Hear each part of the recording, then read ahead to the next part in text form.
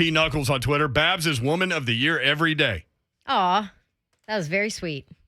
You think that's true? Hell no, but that's okay. I'll take it.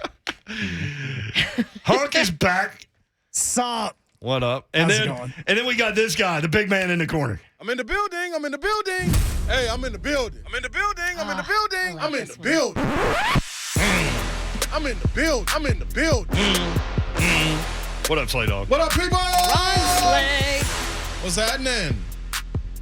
Happy Wednesday. Happy Hump Day. Hump Dizzy. Happy, what is this day? Groundhog Day. Round his all day. Yeah, 6 more weeks away, according to that fat-ass groundhog. He can suck it. Hey. Yeah. This guy, Taylor Lewan, just tweeted, about to go live with 3HL. I've made it. I think that's probably true, Taylor. What's up, man? Yeah, guys, electric stack to be here as always. Listen to you guys probably 3 times a year because you don't want to let it soak in during the season. But every single time I listen, I'm never disappointed. Well, good. That means you never hear what we say about you. Yeah. How could you be That makes me feel better. Hey, I got people that tell me that kind of stuff. It's all good. That's funny. What's going on, man? How are you? Man, I am in beautiful Cave Creek, Arizona right now. I could not find a cloud in the sky if I wanted. And it's about 57 degrees and it's dry. It's beautiful out here. So I'm just decompressing, got some family around me. It's been a nice week. Season ended a little too early for me. Yeah.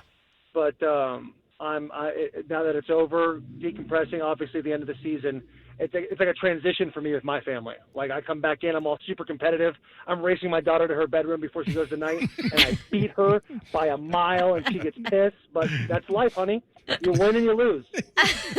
Did I see on your on your beautiful wife's Instagram that perhaps you guys are opening some kind of restaurant or bar or something there, right? Some kind of venue. Cat's out of the bag. So I don't know if you guys have ever been to Cave Creek, Arizona. Let me just lay down the groundwork for you. It's the truest form of a western town you can still find in this beautiful country of ours. You drive up north about 25 to 30 minutes from Scottsdale, which everybody knows about Scottsdale, and you cruise through this small town, and you notice there's no mom and pop shop. I'm sorry, there's no franchises, just mom and pop shops. There's not even a light to be seen. About 5,200 people locally, right? Then all of a sudden the weekend hits, and it's like a mini, tiny, itty-bitty Broadway, and there is 9 acres of a bar. And I thought to myself, win, lose, what do? You still booze. So why wouldn't we give this thing a try? It's the most fun place in the world. It's a beautiful place to raise a family. I love it. So we're going to give it the old college try and see what happens. Man, we need invited to that, man. Yeah, a little show Can trip. you shotgun on It's not even bars? open Can we yet. keg It's not even stand? open yet. Okay, I was going to christen it with a keg stand. We can do anything. It's the off season. We can do whatever we want now. There you go. I I don't think know. you have a bus or something. You could transport us there, right? Like 2, 6, No 8 doubt. dudes doing keg stands. I don't know what that. I think that'll be worth it. So I could see you like behind the bar, like in the off season and stuff like that. Like you would want all in on that part of it, wouldn't you? Yeah, I'm a people person. I like pleasing the people. So like kind of being around, shaking hands, kissing babies. I enjoy the whole thing. So I have a really good friend of mine. We've always talked about owning a bar, and he's been in the bar business for a long time. It's a fun deal. It's the town I grew up in, and it's just a really cool. It just makes me feel warm and fuzzy when I think about it. So I'm very excited. Taylor Lewan with us on 3HL. How hard has it been to try to get over what happened in that Cincinnati game? Because I try to tell people all the time, like the NFL season is it's almost like going down the interstate at 100 miles an hour, and then if you have a playoff loss, and 31 teams do, it's like you just hit a wall and it's over. That's got to be hard. Yeah, it's hard, and more than anything, this year more than ever. In 2019, when we were like the 6th seed or whatever the lowest seed was, I know they changed it, and we went on that run. When it ended, you obviously wanted to go to the Super Bowl and win, but there was a level of wow, like we've really got something going here in Nashville now. Like we really can do this. And I think being the 1 seed, going through all the adversity, 91 guys playing NFL record, that just shows – the culture that John wanted to establish, the culture that Mike Vrabel did establish, it's just special. And when you go and have a train wreck like that, it's tough. And I'm 2 weeks removed, and every day I kind of sit there and I'm like, damn it.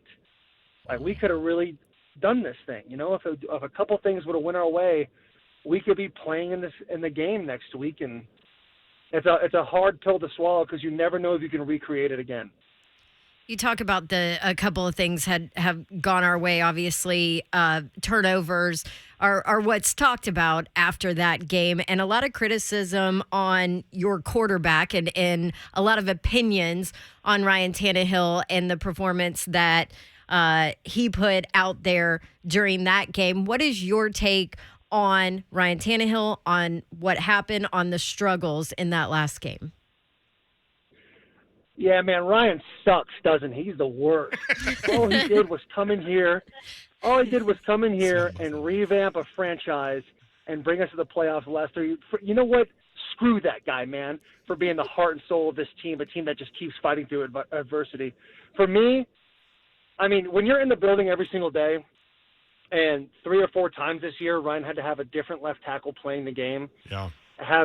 Not having me last year after I tore my ACL, not having, when we played the Patriots game, the only drafted players on the offense were me, Roger Saffold, Ben Jones, and Ryan Tannehill. And the first half of that game and into the third quarter, we were in that game. We rushed for 200 yards. Ryan did a great job throwing the ball around. And for everyone that's upset with Ryan about the interceptions, here's the first thing everyone needs to realize. And this one might not make me a fan favorite, but y'all don't know anything. Not you guys, the fans. They really don't know. And it could have been a wide receiver running the wrong route. It could have been a guy in his face from protection. It's the reason why it's the greatest team sport ever is because it just can't be one guy that makes it work for everybody else. It's not you can't have a LeBron James in his prime come in and just help the Cavaliers go to the playoffs and make it deep.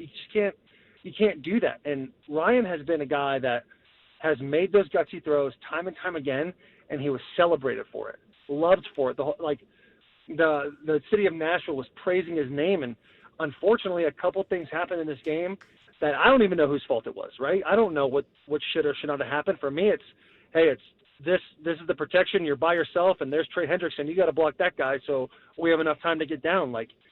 And so I love Ryan, and I think emotions are high, and that's how fans should be. They should have their emotions high.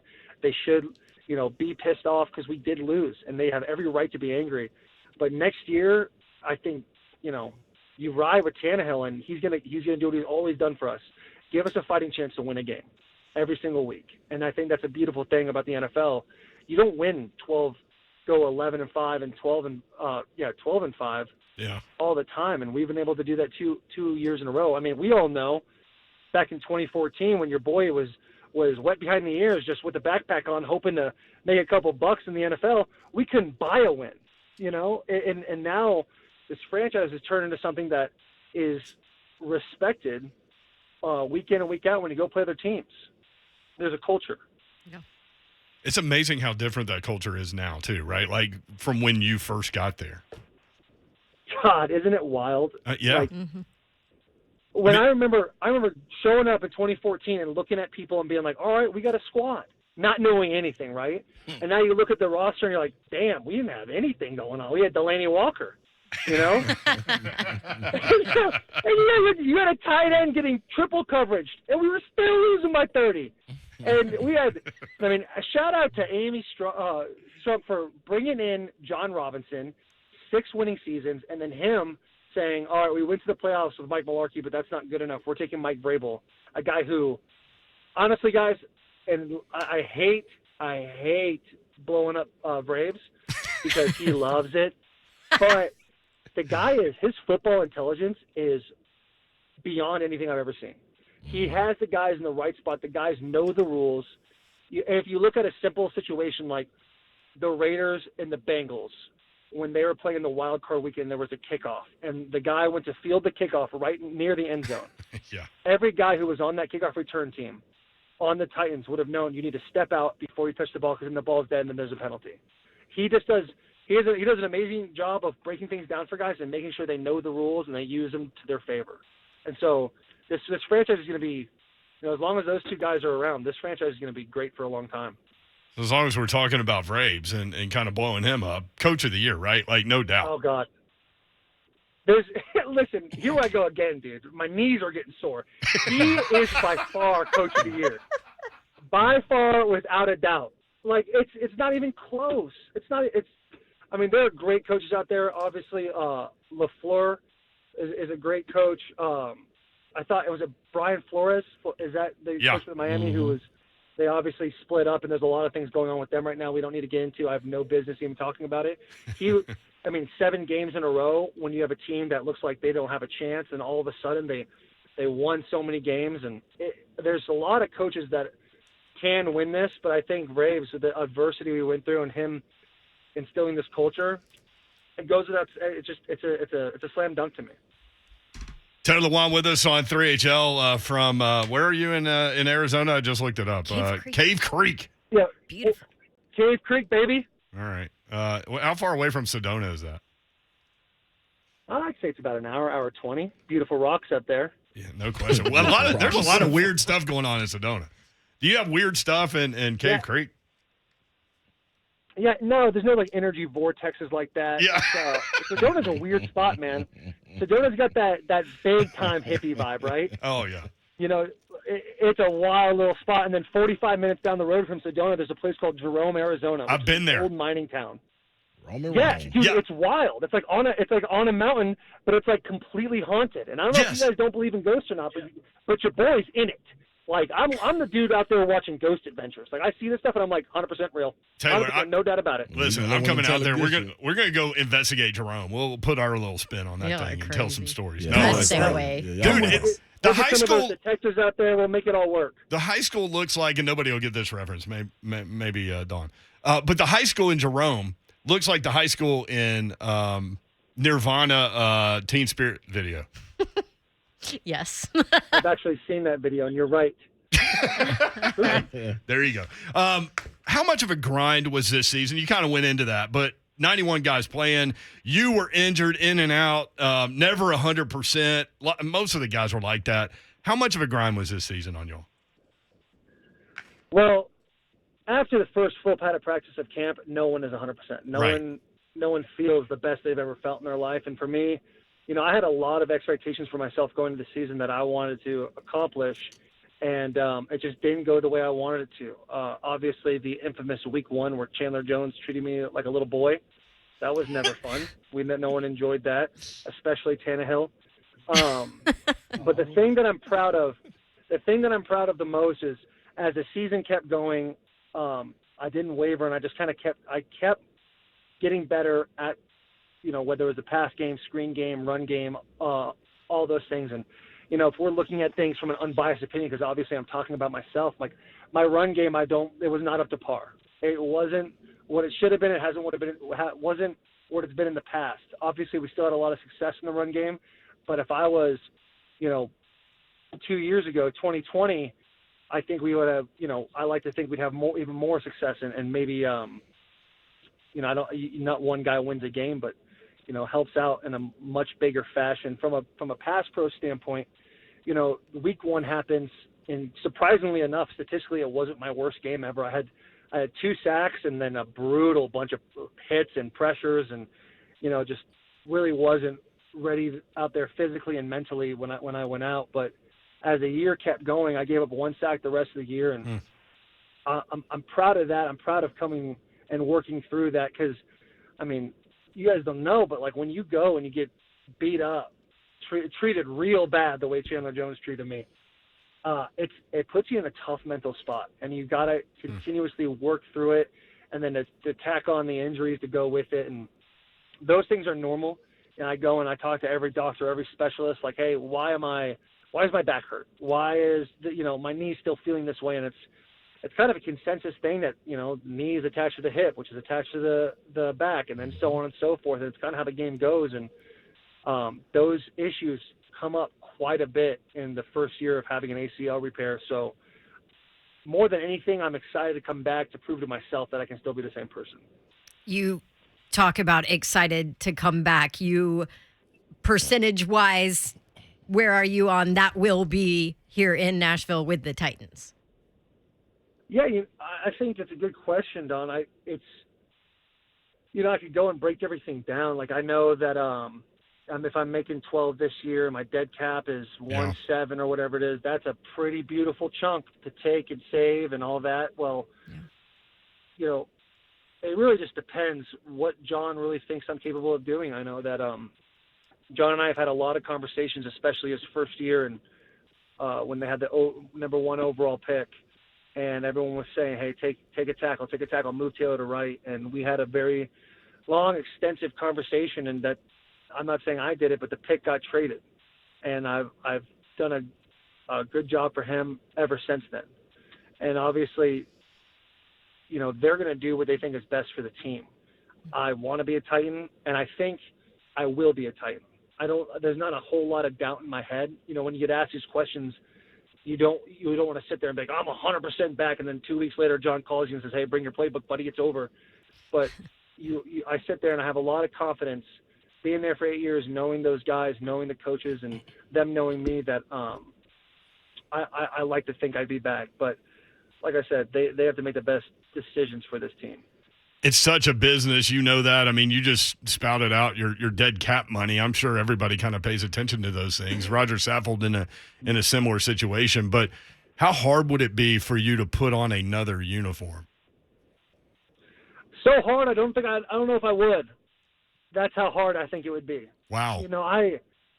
I tell you what, man, a lot of people come into the NFL and want to make money and don't care who they play for, but even on this, and you guys have said your piece on me before, good and bad, and everybody has. And Nashville, I've told my wife this, I think with my personality and who I am, and I've tried to play the All-American boy captain guy before, and it just doesn't play off for me. And the city of Nashville, when I came in 2014, just took me under their wing and allowed me to be myself and allowed me to flourish not only as a player but as a person and find out who I really am. When you're in college, I mean, you don't remember your weekends, right? And you spend your weeks grinding in the weight room. Mm-hmm. So I came out of college with not really knowing who I was, not having a solid foundation of who is Terrell Lewan. And, this city, damn, man, this city means everything to me. I love them. I love them to death. And to go back on the cap thing,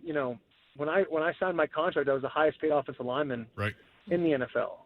And now if an average tackle in the league is making $16, $17, $18 million a year. And so I know it sounds kind of wild, but in a weird, crazy Twilight Zone sense, I'm not very expensive for the caliber of player I am and the caliber of player I know I can be. And, I just love this damn city so much. Did you think that, I'm curious, when you got drafted, what did you know about Nashville? Look back to that version of Taylor Lewan. Could you imagine yourself saying these things about Nashville these years later? No, because I'm a completely different person. Yeah. I mean, if you ask somebody who met me in 2014 at Losers, 15 beers in, trying to sing with the band, they'd be like, "This guy's not going to make it." Dawn's raising her hand. I'm like, I actually met you there. 100%. And it was just like, I was a wild person getting after it left and right and center, man. It was go to practice, then go out with the boys, go to play a game, then go out with the boys. And it's just been a big transition for me. And the luckiest thing I've ever done in my life is meet my wife, because I met her when I was done with year 2 going into year 3. Yeah. And I obviously kind of touched on the conversation that me and John had. But before that, I met my wife. I proposed her in 5 weeks, because I knew, I was like, if I can be good enough for this woman, then I'm going to be all right. And so I proposed her. We get married in a small church of Vanderbilt or something like that with nobody around. I couldn't take you back to that church if I wanted to. I couldn't find it. And I went on a website. And found a 24-hour guy, this heavier set gentleman who did the whole vow thing for us. And I now pronounce you husband and wife by the power vested in me by so-and-so.com, right? This whole thing. And we did it, and I was able to make 3 Pro Bowls. But that's not me, dude. That's me with my wife, Taylin. Like, if it was just me And the person that Don saw at Losers, that dude's not making 3 Pro Bowls. That dude's getting after it too much, and then waking up 10 years later going, all right, I did all right. But, you know, it wasn't what I could have been. And these last few years have been just tough. You know, you get a PED, and half the people think you're a scumbag cheater, and the other half believe you that you didn't do it, but there's nothing you can really do because opinions are opinions. And, you know, you take a lie detector test, and hopefully people believe that. And then, you know, you start off 2020 with 5 good games. I'm playing great ball, and you tear your ACL. Like, these are things you can't control. And so it would hurt a lot because I know how much I can give. And not having an off season last year to train and condition and be as strong as I was, like, put on the film from this year to 2019, 2020, like, my conditioning's not as good, my speed's not as good, my explosion's not as good, my strength's not as good. And so I've never been a person to, like, hide from, like, no, I'm good. I'm still this guy. It's like, listen, I wasn't that guy last year, and that's okay. But yeah, like, I have to have grace for myself, knowing that came back from an ACL, didn't work out the way you wanted it to, give him hell next year. So because now my knee feels great, and I have a whole off season to train. And if, you know, people know anything about me who's been around me, the boy works. So I'm excited. And I know that everybody appreciates your transparency, your honesty. Always been that way. Oh, you've always been that way. Yeah. And like your maturity, it's ridiculous nowadays.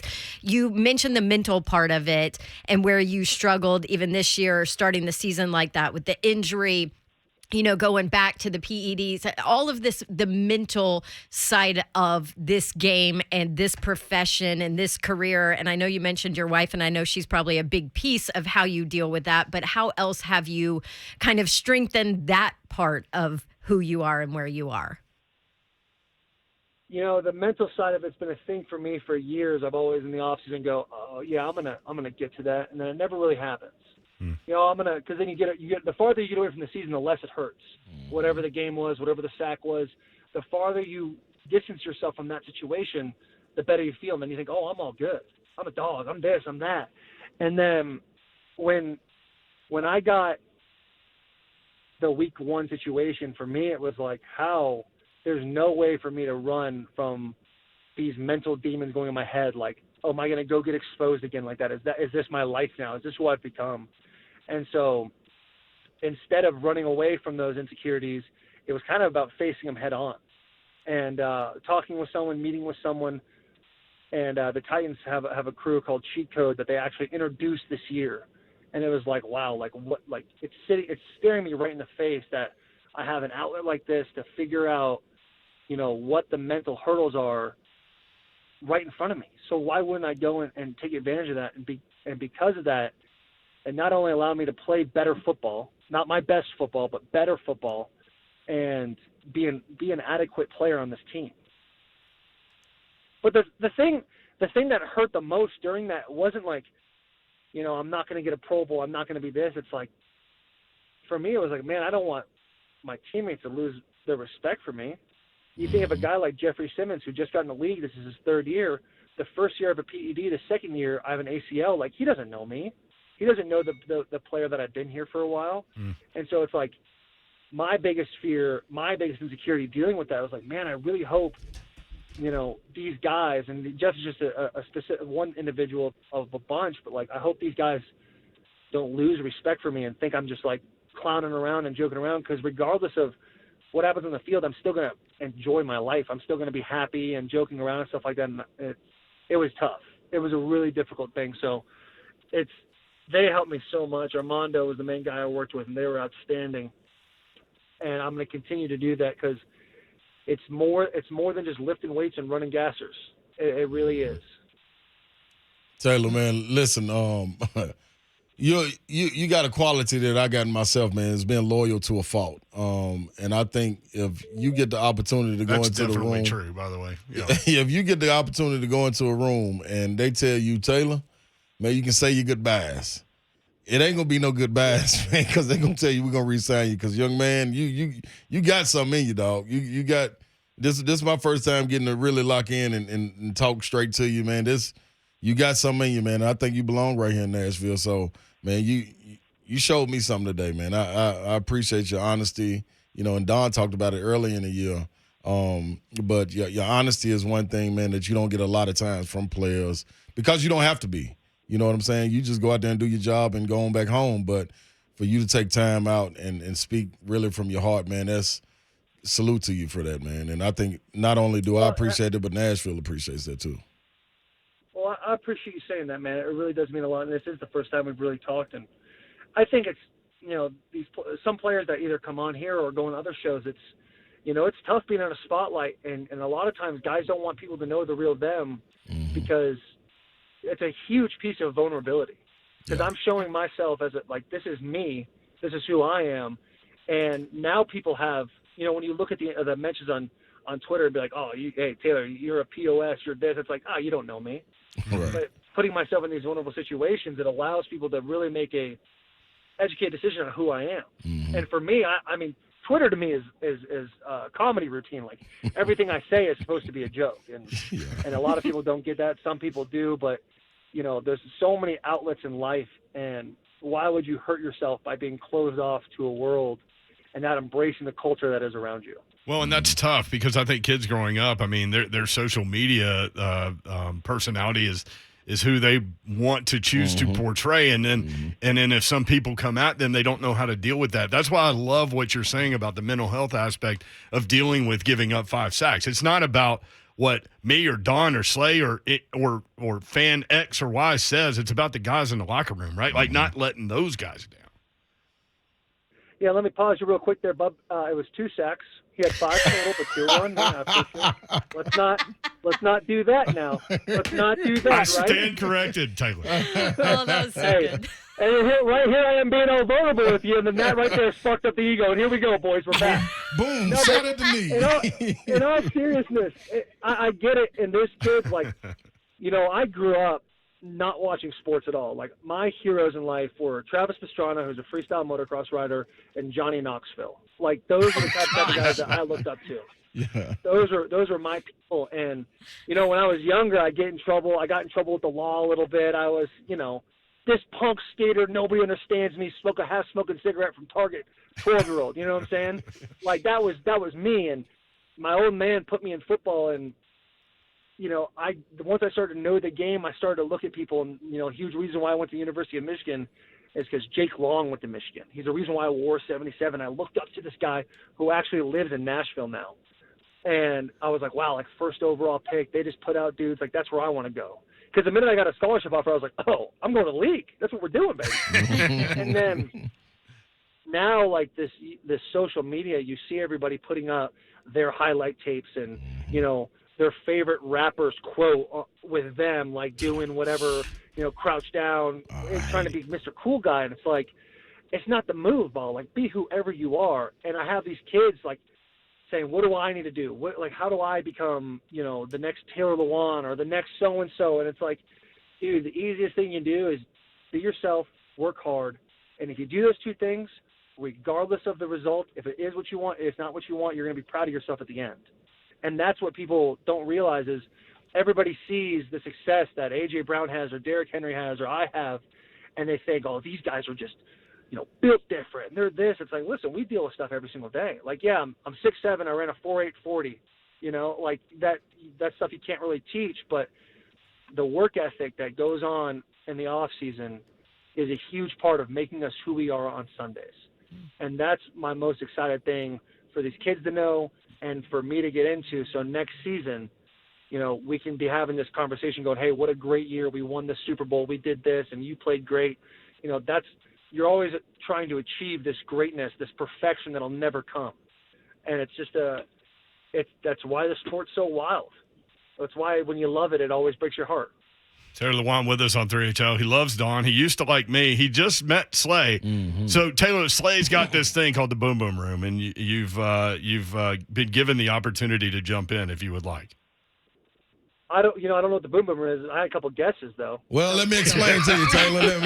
Let me take all the assumption out of it, man. The Boom Boom Room is a place where you get locked in, you lock the door, and the only way you can get out is if you tell the honest truth. And if you don't, you just got to stay in the boom boom room forever, man. Are you willing to do this? Oh, 100%, dude. I think, hey, we've spent, 33 minutes together at this point? We're full in now. There you go. That's what I'm talking about. Ain't no need. Kick your shoes off, baby, and get comfortable. Let's go, Hunk. Yeah, let's do this. Ah, yes. One man on his way into the boom boom room. All right, here we go, man. Taylor Lewan is entering the boom boom room, man. Brought to you by Low T Center. Taylor, you cannot get out of this room, man. And this right here, this is all fun. This is cries. This is no lies. But you got it right here. You got to bring it. So, first question: run left. Like why? Why do we need to run left? Tell me about that. Does that actually bring more pressure to you guys, you and Southfield, when you scream and run left? Yeah, you know what? I like that you asked that.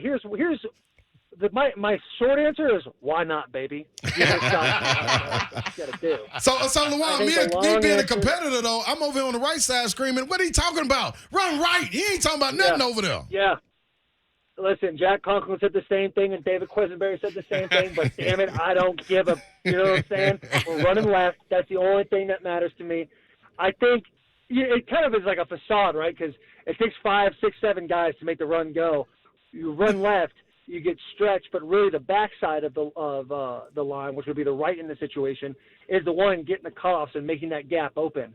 For me, the way our system is, the run game is a live and die by the sword. Like, I'm sprinting off the ball and trying to put my face on the crown of that, or on the chin of that guy, and take him to the sideline. You know, sometimes you whiff, sometimes you don't, but when you don't, baby, it's a beautiful thing. More stretch. More stretch means more opportunity for cuts backside. I'm all about the run left. I like it. Three more questions for you, and I'm going to let you up out of here. Now, every O-line has a culture. What is the Titans' culture for their O-line? Yeah, Keith Kerr's going to kill me if I don't say this correctly. It's speed off the ball, toughness, and finish. Those are the 3 pillars. I don't know if you can make a house with 3 pillars. I think there's a 4th, but I'm missing one. Those are the 3.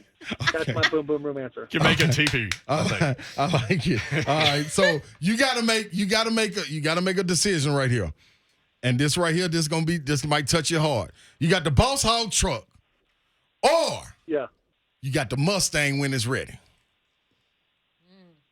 Oh, you know about the Stang? I'm just saying. Okay. I'm just saying. I ain't letting too much Okay, out the bag. I'm just saying. Out there. I like it. I'm just saying, Taylor. That's all.